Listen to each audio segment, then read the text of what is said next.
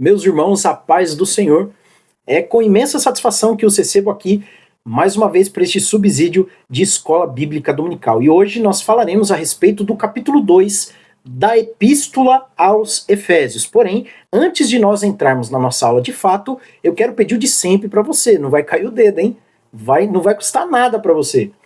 Curte, comenta, compartilha. Se você ainda não é inscrito, inscreva-se no canal. Nosso projeto está crescendo, vidas têm sido abençoadas, e se você se sentiu abençoado com esse subsídio, também faça a sua parte e nos ajude aí. Além do que também, caso você queira este material que eu vou projetar, que eu estou projetando na tela de vocês, é só entrar em contato pelo WhatsApp que eu vou deixar aí na tela e me chamar lá. Se apresenta, fala de onde é, né, fala seu nome para a gente poder se conhecer e me pede material. Compartilharemos este material com todo o prazer e de forma completamente gratuita. Além do que também, meus amados, nós temos o comentário bíblico de auxílio ao professor. É um comentário capítulo por capítulo, versículo por versículo praticamente, da Epístola aos Efésios. Então, se você quer bombar a sua aula, deixar um negócio muito melhor aí, melhor do que já é, porque se você está aqui, você é alguém que se importa com a qualidade do seu ensino, então se você quer deixar ainda melhor, chama lá e eu envio esse material para vocês, ok?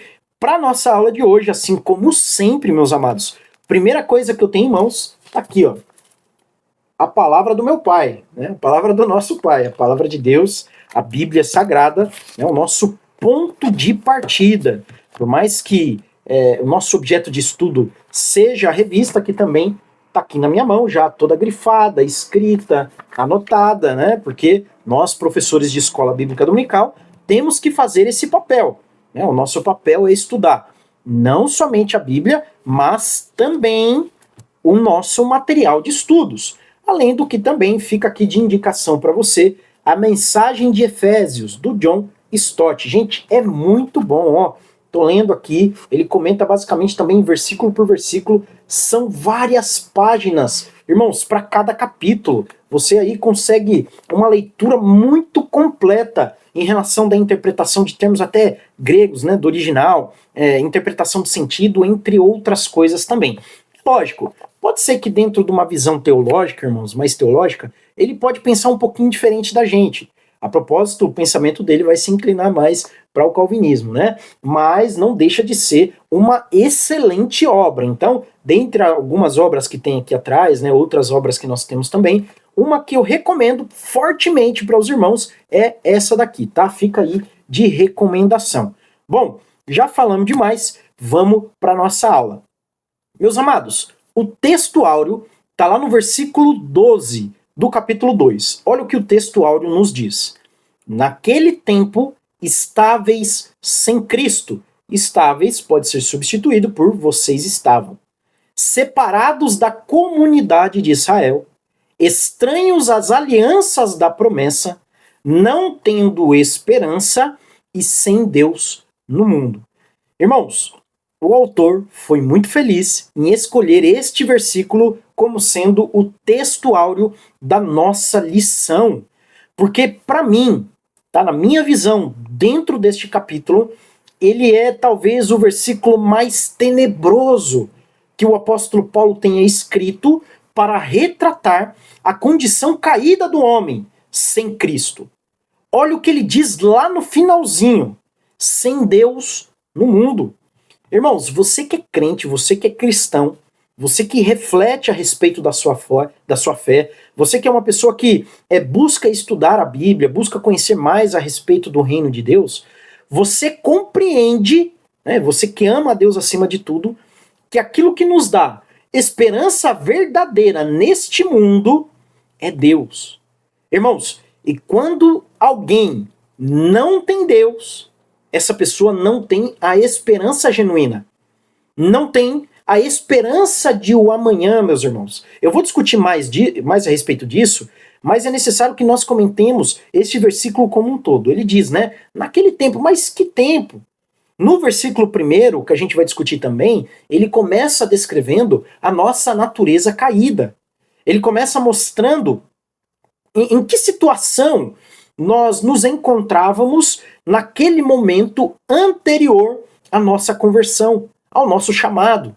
né? Em que posição nós nos encontrávamos diante de Deus, né? No universo, na criação, quando nós estávamos sem Cristo.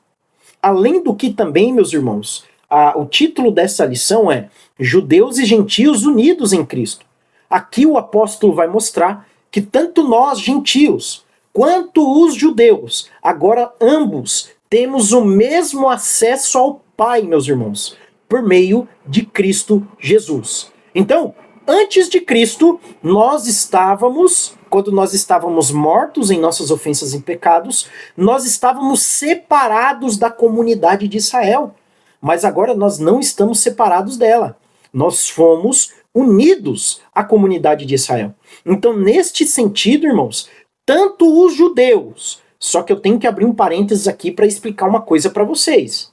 Eu já vi gente falando em cima do púlpito que judeu vai ser salvo simplesmente por ser descendência de Abraão.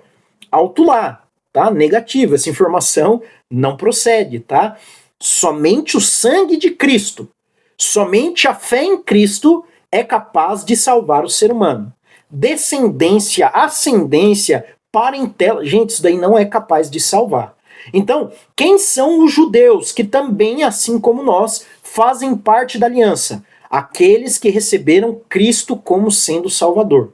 Os judeus que reconhecem o próprio Jesus como sendo o Messias. Estes sim, esses também fazem parte da aliança e nós fazemos parte juntamente com eles. Então, judeus e gentios, nós todos somos da comunidade de Israel. Nós fazemos parte das alianças de Deus. Nós não estamos mais estranhos às promessas. E reparem que o apóstolo Paulo diz as promessas e não a promessa. Por que ele está dizendo isso? Porque todas aquelas promessas que foram feitas lá no Antigo Testamento, meus irmãos, antes de Cristo, antes dos gentios serem inseridos na promessa, se estendem também a nós. Então, aquelas promessas que foram feitas por Deus aos pais, aos patriarcas, por meio dos profetas, em sua palavra, no Antigo Testamento, irmãos, nós fazemos parte delas. Então, nós também celebraremos tudo aquilo que Deus disse desde o início das Sagradas Escrituras, irmãos. Nós também cearemos com Cristo, com Deus Pai, com os profetas, com os patriarcas, com todas aquelas pessoas do Antigo Testamento, porque agora nós fazemos parte da promessa. E agora, a situação do gentio, que não tem Deus, que não tem Cristo, irmãos, é alguém que vive isolado das promessas, é aquele que vive na escuridão da existência, né? Na zona escura. Irmãos, sem Deus é o pior estado, o estado mais assustador, irmãos, em que o ser humano pode se encontrar. E aqui vai um conceito teológico, anota aí. Deus criou o ser humano para que nós vivêssemos em comunhão plena com ele. Agostinho dizia isso. Ele dizia o seguinte: tu nos criastes para ti, e a nossa alma não encontra repouso até que se ache novamente em ti. Então veja bem, o ser humano no estado de separação para com o Criador se encontra com a sua alma inquieta, desesperada, por mais que a nossa natureza caída, a nossa natureza pecaminosa nos incline para longe de Deus, a nossa alma clama pelo nosso Criador. Então vejam, irmãos, a que ponto nós chegamos por conta da natureza pecaminosa. O ser humano foi criado, assim como uma criança no ventre materno está ligado à sua mãe pelo cordão umbilical. Nós, criatura, irmãos, deveríamos estar ligados a Deus. Né? Imagina aí, usando analogia pelo cordão umbilical espiritual, irmãos.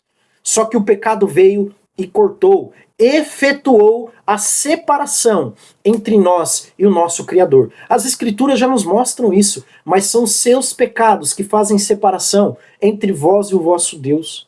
E somente Cristo tem o poder, repara no que eu estou dizendo, somente Cristo tem o poder de nos religar a Deus. Somente Cristo tem o poder de restabelecer esta comunhão entre nós, criaturas caídas, e o nosso Deus. Vamos lá para a nossa verdade prática. A verdade prática nos diz: a igreja é um corpo. Se você tiver com a sua lição aí, irmãos, Na minha tá aí, ó. Tá circulado. Ó. Se tiver um marca-texto, coloca aí. União mística. Um corpo indivisível. E tem como fundamento único o próprio Senhor Jesus. Irmãos, olha o que o autor está dizendo. Lembrando que o apóstolo Paulo abre o capítulo mostrando a nossa condição sem Cristo, depois ele vai partir para a nossa condição em Cristo, e ele mostra que nós, judeus e gentios, estamos juntos em Cristo. Anota essa expressão toda vez que você vê. Na minha Bíblia aqui, ó, tá assim, toda vez que tá a palavrinha em Cristo, eu ponho um risquinho embaixo, ou eu passo o marca-texto. Porque o apóstolo Paulo vai usar isso várias vezes, tá? Mas olha o que o autor está dizendo. Somos um corpo indivisível. Irmãos, a igreja é una. Nós, crentes do século XXI, fazemos parte da mesma igreja do século I, irmãos.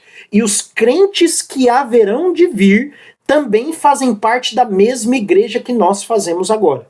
Nós aqui no Brasil, você que está me assistindo aí no norte, deixa um comentário aí, né, no sul, talvez no sudeste, centro-oeste aí do país, deixa aí seu comentário, nordeste, deixa aí, fala aí de onde você é, nos ajuda aí. Nós fazemos parte da mesma igreja, meus irmãos. Nós estamos unidos em Cristo. Eu aqui, enquanto falo, enquanto gravo essa aula, você, enquanto assiste esse subsídio, nós estamos ligados, irmãos, por algo maior do que nós, que é o nosso próprio Cristo, que é o nosso fundamento.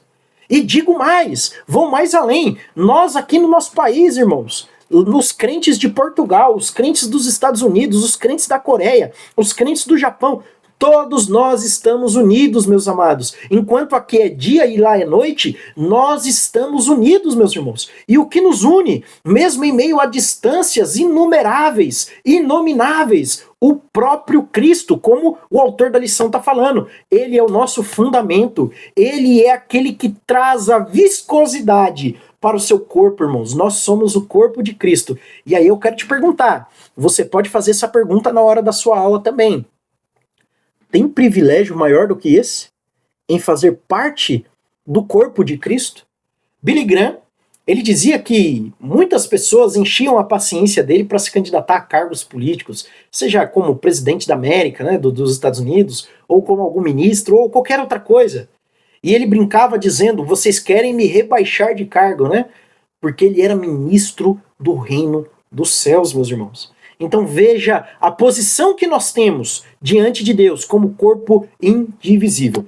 Meus amados, os objetivos da lição, importantíssimo, você que talvez nunca tenha assistido a minha aula, meu subsídio aqui, é importante, na lição aí do professor, você vai encontrar aqui, tá? Os objetivos da lição. Se você quer ter uma aula fluida, uma aula robusta, se você quer obter sucesso, lograr em ter uma excelente aula, cumpra com esses objetivos. A sua missão como professor é cumprir esses objetivos. E qual o primeiro objetivo? Reconhecer que estávamos mortos no pecado, mas fomos vivificados em Cristo.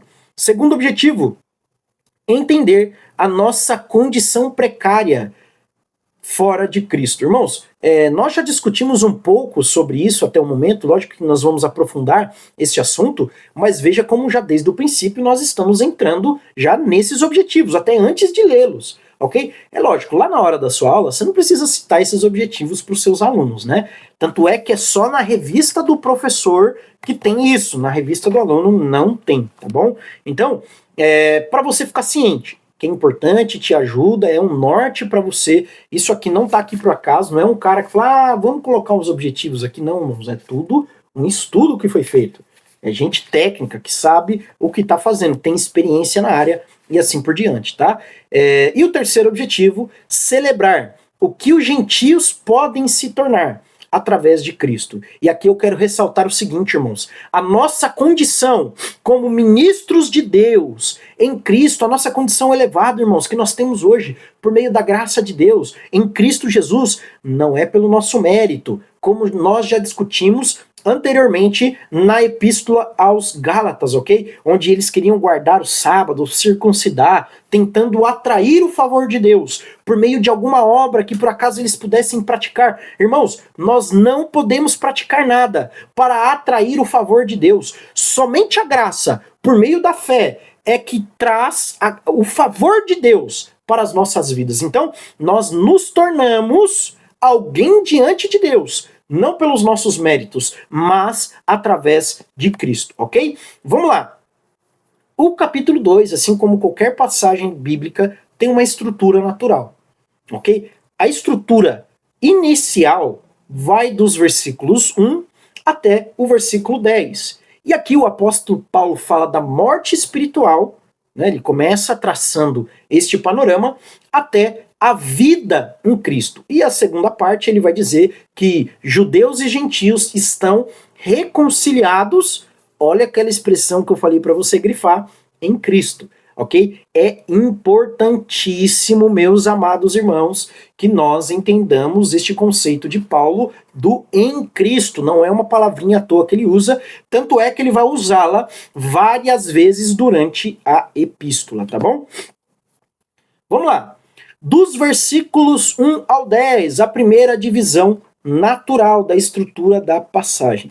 O apóstolo Paulo começa dizendo: Ele vos deu vida quando vocês estavam mortos nos vossos delitos e pecados. Irmãos, vamos fazer uma análise textual.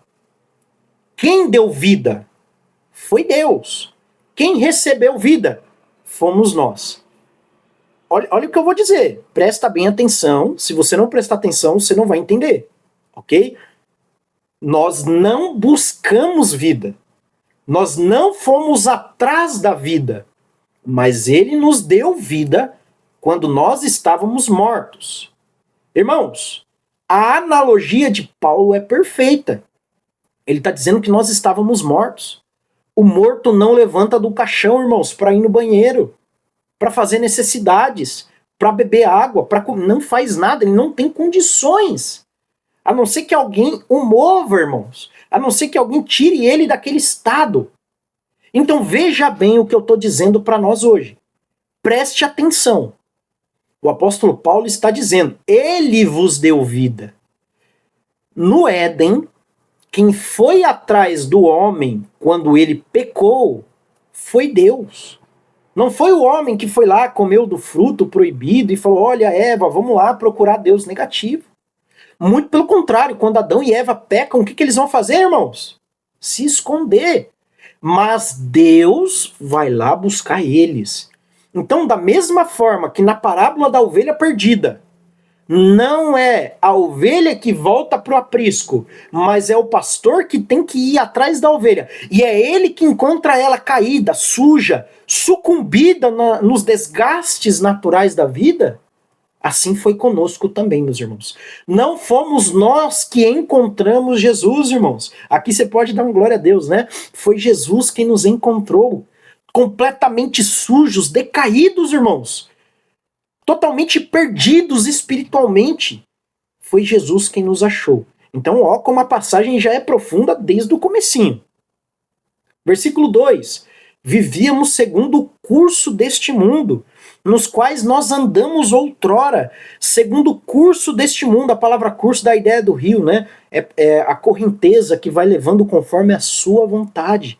Então nós não tínhamos vontade própria, nós andávamos empurrados, irmãos, levados pela correnteza do mundo. E com o mundo ele não está falando do planeta Terra, tá? Só para ficar bem claro. Ele está falando a respeito de um sistema pecaminoso, decaído, dominado pelo pecado. E nós andávamos de acordo com o curso deste sistema maligno, que inclusive é dominado pelo diabo. Não foi isso que as escrituras nos ensinam? O mundo jaz do maligno. Irmãos, nós precisamos nos atentar a essas interpretações. Segundo o príncipe da potestade do ar, do espírito que atua nos filhos da desobediência. Vamos dar uma pausa aqui, rapidinho, presta atenção. No capítulo 1, o apóstolo Paulo vai explicar que o mesmo poder que Deus exerceu ressuscitando Jesus, aquele poder miraculoso, ele exerce também em nós.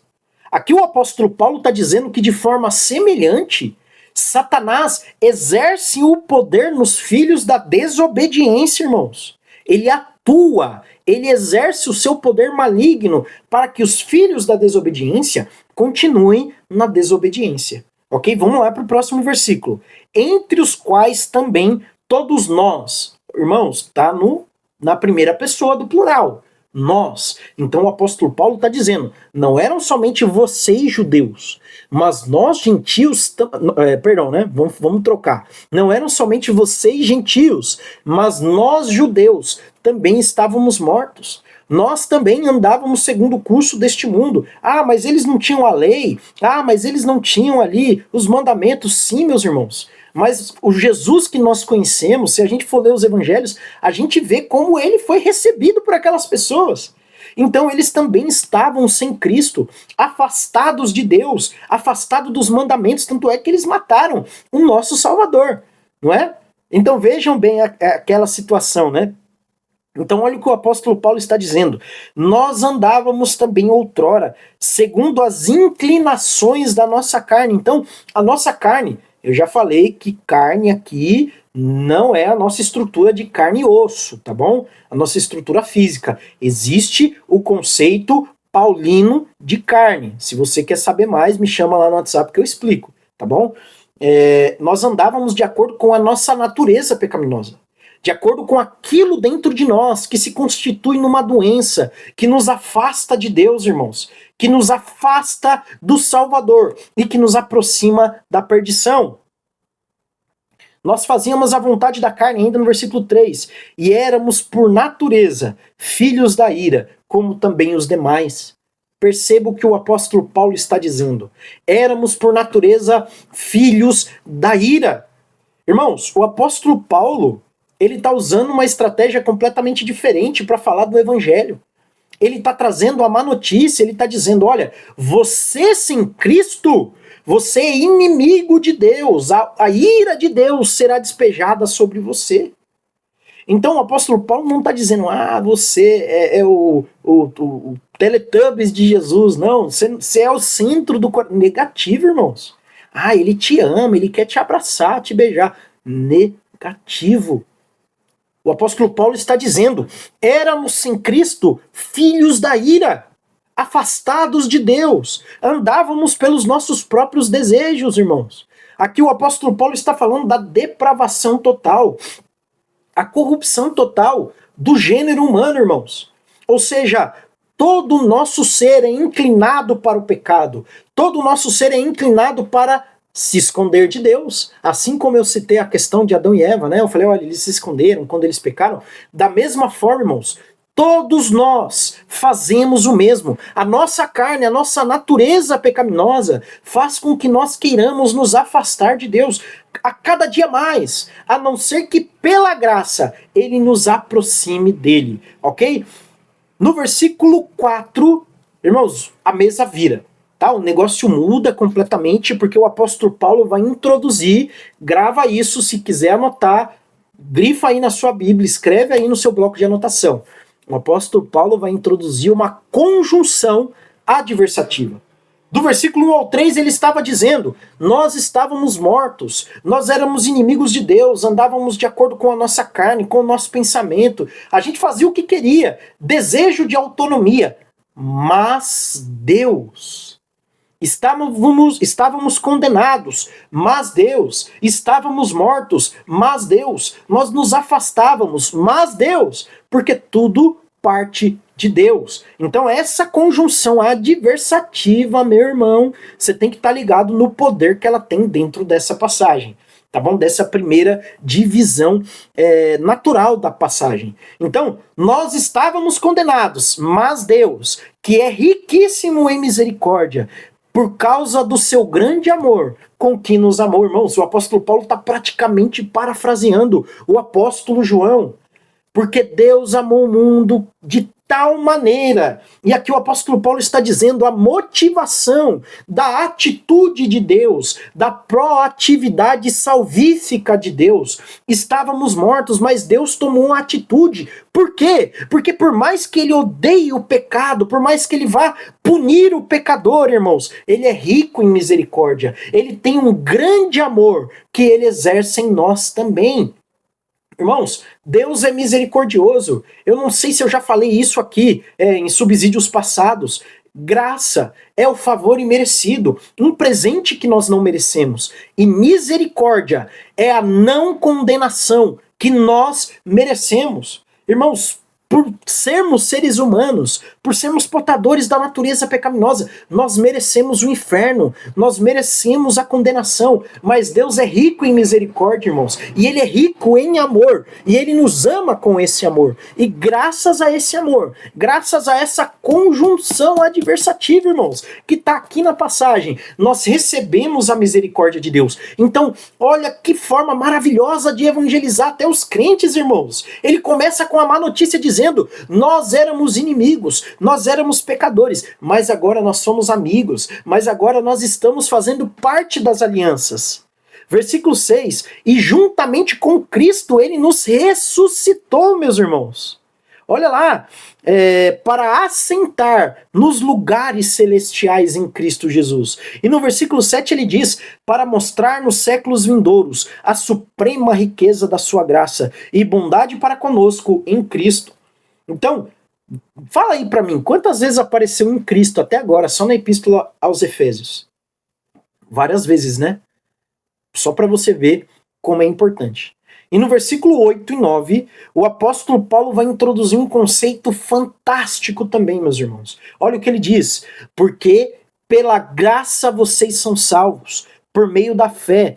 Isto não vem de vós, é dom de Deus, não por obras para que ninguém se glorie, porque somos feitura dele, criados em Cristo Jesus para boas obras, as quais de antemão preparou para que andássemos nela. Oh, meus irmãos, vejam a riqueza desta passagem. Pela graça, irmãos, eu não preciso pagar o preço de nada. Eu preciso me amoldar a Cristo, crer nele, irmãos. Só que eu não estou dizendo, presta atenção, que eu posso viver de qualquer jeito porque é pela graça. Quem é salvo pratica boas obras, não para ser salvo. Já disse isso anteriormente. Mas porque é salvo. Então, se eu recebi a graça de Deus, o maior sinal disso é o fato de que eu vou me parecer com Cristo. Estarei em Cristo, praticarei as obras de Cristo e exercerei o fruto do Espírito. E agora, meus amados, a segunda divisão natural. Judeus e gentios estão reconciliados, meus amados. Versículo 11. Lembrai-vos que outrora vocês gentios na carne, chamados incircuncisão por aqueles que se intitulam circuncisos na carne, por mãos humanas.